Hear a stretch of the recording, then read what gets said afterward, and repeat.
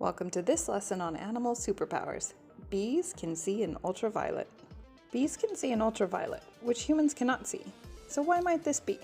First, I'll talk about what ultraviolet is. Colors are actually wavelengths that our eyes interpret as colors. Each color has a different size wavelength, which our brain sees as different colors. But humans cannot see ultraviolet. Ultraviolet wavelengths are shorter than violet, and our eyes cannot detect the size. X-rays are even shorter, and we definitely can't see those. These really short waves are ultraviolet waves. So why do bees see in ultraviolet? It turns out flowers that attract bees have ultraviolet colors that signal to the bee where the pollen is. To humans, this looks like a normal flower. But when using an ultraviolet camera, it looks more like this, with a darker circle, leading to where the pollen is. It turns out that flowers that attract bees have ultraviolet colors that signal to the bee where the pollen is. This is why bees have the extraordinary sense that they can see in ultraviolet vision.